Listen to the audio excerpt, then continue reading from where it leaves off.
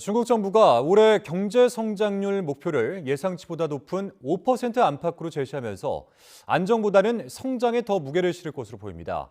중국이 대대적인 경기 부양을 예고하면서 우리 기업들의 수출에도 긍정적 영향을 미칠 것이라는 분석이 나왔습니다. 홍상희 기자입니다.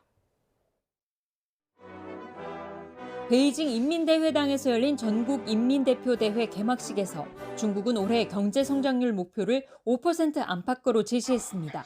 지난해와 같은 목표치입니다.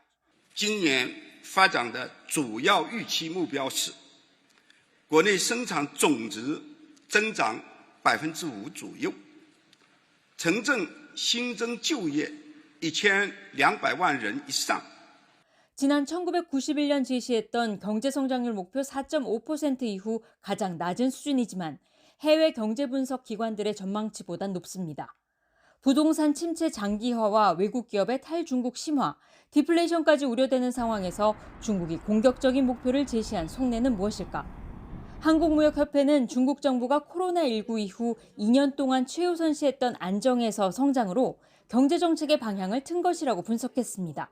설립 후파, 그다음에 이진초곤 이 두 가지가 등장을 했습니다. 그만큼 성장 속에서 안정을 추구하겠다. 그리고 새로운 것을 이제 확립한 후에 그다음 기존 것을 타파하겠다.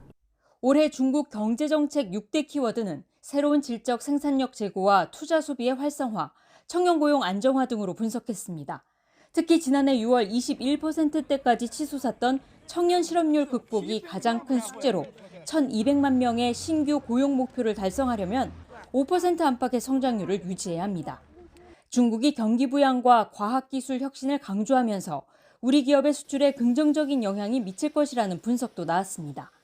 이제 AI가 있겠고, 그다음에 첨단 반도체, 첨단 제조업, 그다음에 저고도 경제, 항공우주 등등이 있습니다. 고급 중간재를 공급할 수 있다면 이제 저희 기업들 한중간 이런 경제 협력에 좀 도움이 되지 않을까.